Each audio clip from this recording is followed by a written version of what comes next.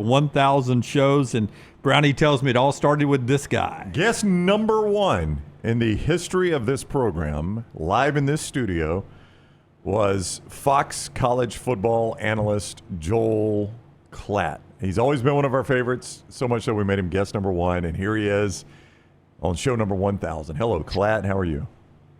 Hey, congratulations, fellas. This is historic stuff. Thank you. I appreciate you having me on. I appreciated you having me on then on your first show. Absolutely love coming on. And I remember thinking to myself, like, okay, so you guys are in the heart of SEC country, Alabama guys.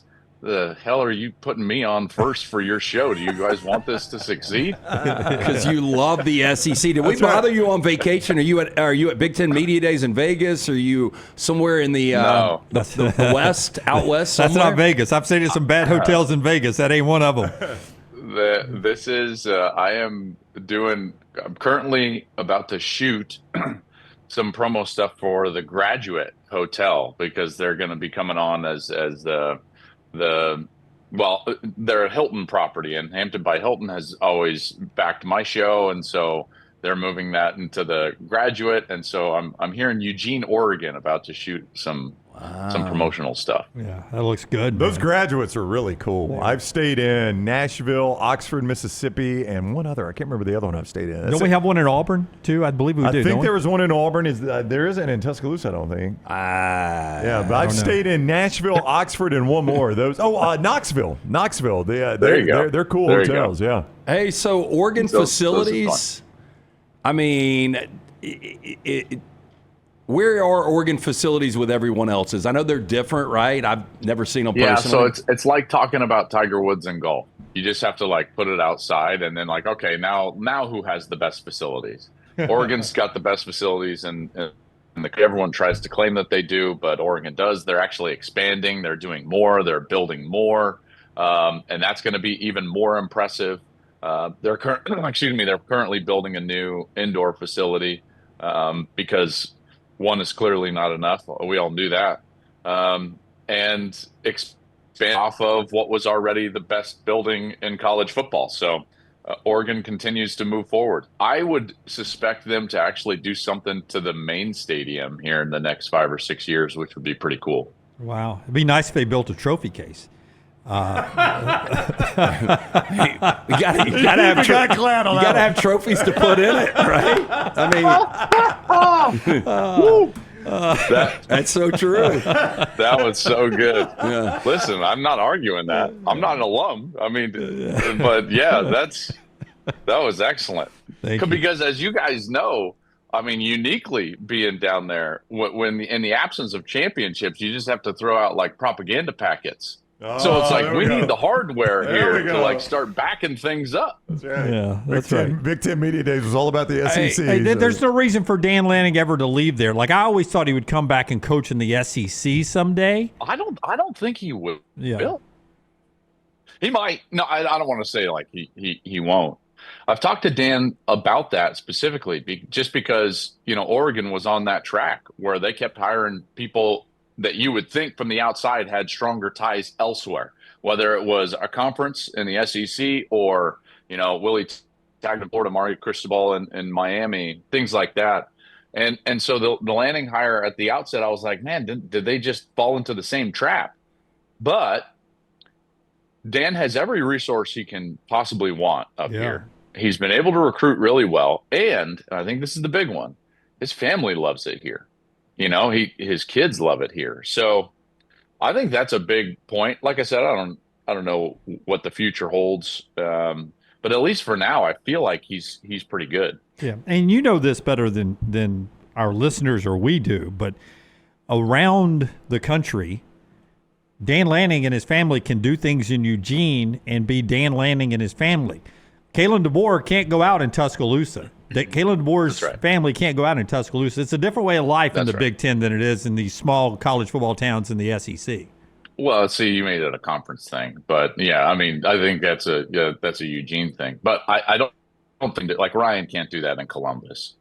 Sharon can't do that in Ann Arbor. Oh, really? So Ryan Day in Columbus gets swarmed when he goes out. Yes. but yeah, good and bad. Okay.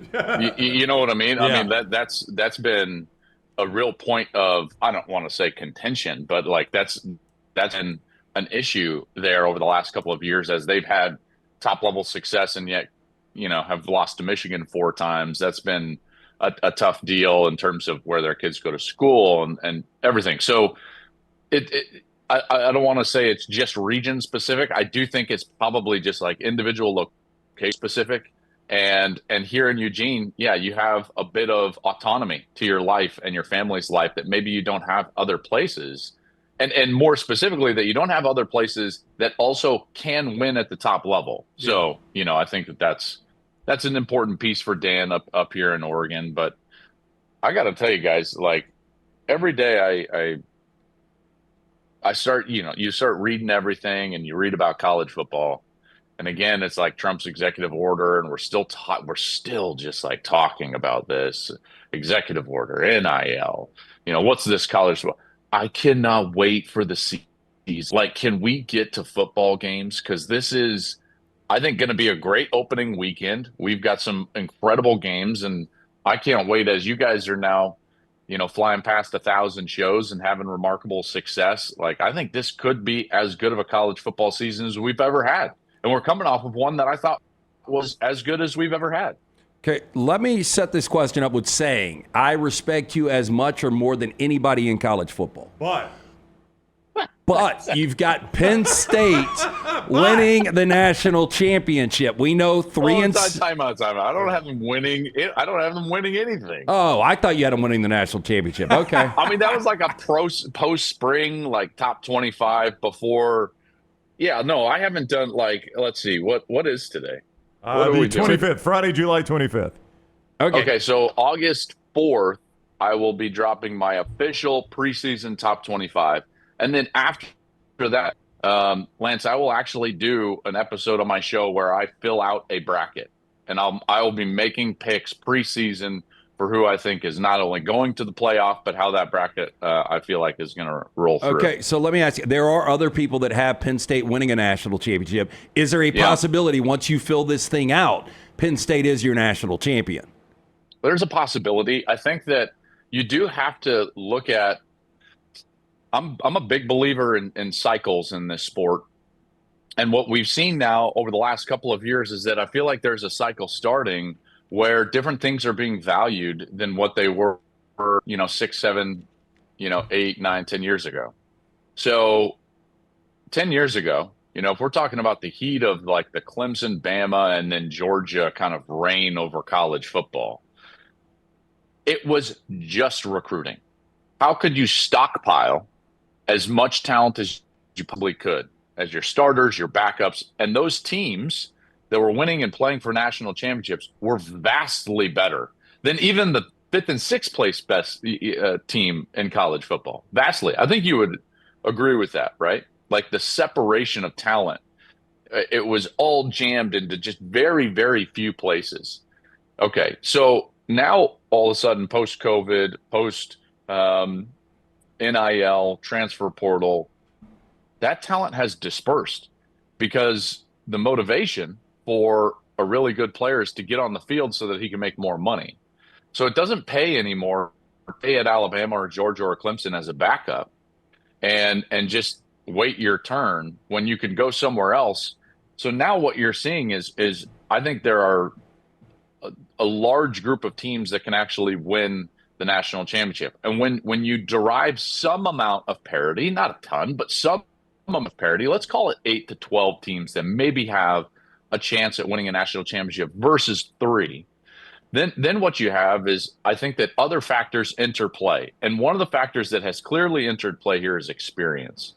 And what we've seen over the last 2 years with Michigan and then Ohio State is a very similar blueprint where a team has a lot of veteran players that maybe haven't quite gotten over the hump or had a painful loss late in the season, and they all decide to come back. And so here's these star players that spur the NFL, and they decide to come back. They've got an experienced quarterback. They've got some continuity within their coaching staff, and they've at the top level in the previous season. And then all of a sudden they can make a run, and it just feels a little bit different. That was the case with Michigan. That was the case with Ohio State. Now, those rosters were actually pretty different. If you looked at the blue chip, you guys talked about the blue chip ratio, right? We did. We did it the other day, yeah. Yeah, so blue chip ratio, Ohio State had the highest blue chip ratio of all time last year when they won the national championship. I believe it was 90%, which means that 90% of their players were either 4- or 5-star recruits when they were recruited out of high school. Now, blue chip ratio has I don't think done a great job of morphed into the modern day college football of what does your roster look like post transfers and how do we rate that in the blue chip ratio. Now, they'll figure that out. Guys smarter than me. Michigan was actually the lowest of any of the blue chip ratio champions in recent history at 54%, I believe. You guys might have already gone over all these numbers. But what does that tell me? Well, that tells me that what we're starting to see is that sole factor of having to have a 70, 80, 90% blue chip ratio is starting to become less of a factor. That doesn't mean it's not a factor. You've got to have a blue chip ratio. But when you go from 54 to 90, it's like, okay, so now all of a sudden there's some sort of delta where there's something else at play, and I believe it's experience. Long answer to tell you, that's why I look at Penn State. Have they done it before, Lance? No. Has James Franklin done it? No.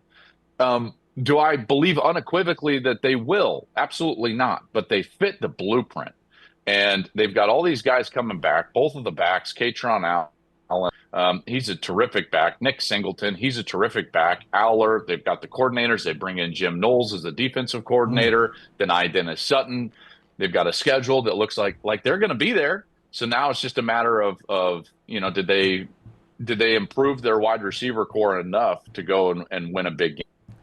Long answer to kind of land on that's where you start to point at Penn State and you start to wonder could they be that team? All right, you mentioned Joel Klatt is with us, Fox Sports. He is on the Alexander Shinora Trial Attorneys Hotline. You mentioned how good a season this could be. That's tough to say that quickly. Alexander Shinora Trial Attorneys Hotline. I do need to slow it down. Sounds amazing. They sound incredible. Alexander Shinora is the best. Yeah. You don't pay anything, by the way, unless they win your case. That's right. That's true. That's right. And I tell you what, a satisfaction guaranteed model. You don't drive through the Deep South without seeing one of his billboards either. Yeah, you think Franklin would give that paycheck back if he doesn't make the college football playoffs? No. You mentioned how good a season this is going to be. We're talking about Week 5. I don't want to wish anything away, but Week 5 is incredible. In the SEC that day, Notre Dame is visiting Arkansas, an imminently losable game for the Irish. LSU and I guess because it's on the road in the SEC. Arkansas has been so good. Yeah, I mean on the road. I mean, guys, it's like ask Kirby Smart. It's tough to win down here. You don't think that's a losable game for Notre Dame at Arkansas? Taylor Green. Taylor Green's a good quarterback. This is a coach in a program that has lost to Northern Illinois and Marshall. So of course it's an imminent game, but it's always just the way that it's positioned down there with you all. Right. Y'all. You've also got. You wait till you see the release go out if Arkansas beats Notre Dame. Can you imagine? Which I don't preempt your question because it's going to be a good question. But this discussion that we're having, this narrative, and why would the Big 12 want to go to a 5-11 selection-based playoff model and get into narrative arguments with the SEC? That's for another day. Come on. All right. Week 5. So Notre Dame is at Arkansas. You got LSU, Ole Miss will probably be the 2:30 kick. Bama is at Georgia that day. That's the same day Ohio State visits, Ohio State visits Washington. Oregon is at Penn State. You guys have not announced your game yet. I mean, looking at the schedule, I think you're probably going to be USC, Illinois, but we'll see. What? Well, I mean, y'all can't. I believe that's We haven't announced. But you haven't announced it. You haven't announced it. I would go USC. I mean, you'd like Ohio State, Washington. I was getting to the point, you think Washington can be good. I saw your teams that you're buying stock in and selling stock in. One of those you buy stock in is Washington. I mean, forgive me for asking this. Is that an imminently losable game for Ohio State playing up in Seattle? Yeah, if I were to ask you, who have the 2 longest winning streaks at home in college football? Georgia. Do you think Washington? Nope. Georgia? I know Georgia. And? Is it Washington? Washington. Wow, you don't just walk into Alaskan Airlines Stadium and expect to win a game. Yeah, I'm going to give Kalen DeBoer the credit on that one. Wow. Gosh. Okay. What? No, Washington's a fantastic shaky camera game. We talk about it all the time on the show. We love that. They fixed that, which is a problem, but used to back in the day, Klatt, they would play that late night game and that high 50 camera, it'd be shaking like that right there. That place got so loud. The reason was that the camera deck and the booth was literally bolted to the top of the overhang. Right. Okay, so there was nothing under you. It was ridiculous. You would walk over a catwalk and like sit in this booth that was bolted to the ceiling of the stadium. And so as the stadium, you'd be sitting up there and kind of shaking, and you're like, man, am I going to just like fall through into the onto the sideline right now? So that's why that happened. But you saw that. I mean, Bo Nix had that really good Oregon team that went in there and couldn't win a couple of years ago against Michael Penix. And Kalen did an excellent job there. It's a tough place to play. It has been for a long time. They haven't lost, I believe, since 2021 in Husky Stadium. So that's a team that has a solid quarterback, solid running back, solid wide receiver. Jedd Fish has shown an ability in the past to improve rapidly at his stop. He did it at Arizona. He got a couple of guys to come up from Arizona, which didn't come last year, like Takario Davis, a corner for them, who's a good player. He was like an all Big 12 player. He's going to come up there. So they should be a little bit better. And then you start looking at the schedule and you're like, like most of their most difficult games are at home. They've got the second longest home winning streak in college football. They are sure of themselves at the most important positions. Do I think they can improve on a 6 and 7 year? Yes, absolutely. So for me, that's an easy buy. I think they can get to 8 or 9 wins. I hope you you haven't done a game at New Kyle Field in College Station yet. They've got the same. I have not. They've got the same problem there. I don't know if it's bolted to the roof, but they literally have signs in the press box. And I know this because I was hungover the first time I was in the new stadium for an Alabama A&M game that says if you get motion sick, there's movement in the press box, please see the sports information person. They'll find you a seat in the stands in a more stable situation. So it, too, I think may be suspended with the rafters there because it shakes a lot. And that stadium, even before it was redone, I did games there, played in the old version, and then did a lot of games in the old version of Kyle Field. And when they would say, when they would get going like this, that thing would like start to sway. It was worse than any earthquake I've been in Southern California. I can tell you that. So that's the beauty of college football, right? Is some of these venues, it's not so static and corporate like all these NFL venues that all look the same and all, like these venues are incredible. I love going to them. They're unique. I really do. I really wish I could cover a few SEC games down there. It's just not in the cards right now. Maybe someday, because I would love to be down there, because I think that the environments down there in the SEC are second to none.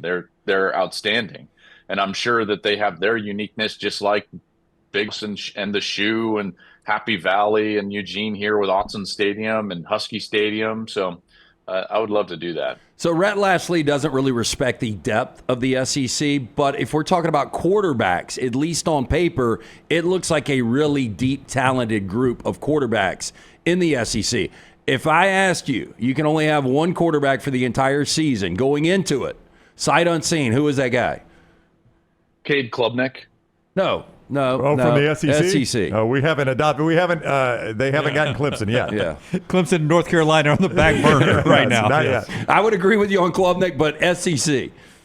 Yeah, I thought you were saying around the country. I would take Arch. I get it. Nuss is going to be really good at Alabama. Guys, like, this is not Peyton and Eli. This is Archie. Looks like Trevorance, I think Arch, and in particular because he's got Sark with him. If I had to take one from the SEC, I would take Arch Manning. I think my second would be Nuss at LSU. I think my third, and this might be the set, and I'm just going to bet on the come here. I think Lagway. Over Sellers. I was just impressed. A lot of people go Sellers. I don't disagree with you. I think Florida's going to be good. And listen, I get it. I'm not trying to, knock. I think Lenore Sellers is a hell of a player. I really do. Yeah. There's just something about Lagway that he man, there were moments you watch on film and you're just like, okay, he's taking over the game, and he's got like this dynamic aspect to the way that he plays. But yeah, the quarterback play in the SEC is really good. I think the quarterback play in the Big 12 is pretty strong there as well, with some experience, more so experience rather than like dynamic players like the SEC is going to feature. But long answer again, short question. I would take Arch Manning. All right, he is Joel Klatt. Not long from now, we'll be talking to him about the actual games on the field, and all of us cannot wait for that. Texas State, baby, right off the rip. I know. Yeah. Let's go. What a That is fun. good. Do you guys believe that, like, even in this, do you think that the conference narratives between each other and like non-conference games, do you think they're more or less important, like this year in the 12-team format, as we've seen one year? Because there's a lot of really good non-conference games, and I'm of the belief, and I would love your opinion on this. I'm of the belief that the SEC, for the first time in 15 years, needs some of these wins early in the season, because if they don't, then it's like a trend line that is continuing down, because late last year they lost every important game and against other conferences. So I think it's important that I think it's important Texas goes and wins. I think it's important that LSU wins early in the year, and those are going to be tough games. Well, they're underdogs in both of those games. Yeah, the SEC's underdogs. Right, that's what I'm saying. Yeah. It's like I think it's a as big of an early slate of games as the SEC has had maybe since I've been covering college football. Yeah. Now Florida State has not done their part with this Alabama matchup. And that's the problem. Correct. Is like when Alabama scheduled Florida State and Wisconsin in the same season, that looked tough. And well, especially as compared to what they had been doing. Yeah, exactly. And Because everyone said like, well, stop playing the neutral games. Remember, they would play one neutral game early in the year, and they got criticized for it. And they're like, okay, fine, do home and homes. And they scheduled great programs that absolutely took dumps over the last 2 years. That's right. So that's part of the issue in college scheduling, is when Alabama did these schedules, that looked really good. Florida State and Wisconsin in the same year, that's a tough schedule. And guys, we've got to remove scheduling from the school's power and stop scheduling 10 years out. I'm 100% with you. There's so much. Do you know how much value? I think we could increase revenue in college football by probably 30%. If we just packaged all non-conference games, both post and regular season non-conference games, and sold them as a different pack, and then scheduled those games for the universities. If we did that, man, we could actually like grow revenue. Yeah. Because this is why. Go ahead. No, I was going to say, if Alabama had scheduled 8 years ago a road trip to Indiana for this year, they would have been laughed at. That's tougher. Correct. That's a tougher game than a road trip to Florida State. I mean, as crazy as it is to say. Same with SMU. Yeah, same with SMU. I mean, that's Lance. Great point. That's because SMU is good. Or I mean, you could even say that like, imagine if you're like, we're going to go to Arizona State, and now all of a sudden you're like, well, dang, like that looks like a tougher game.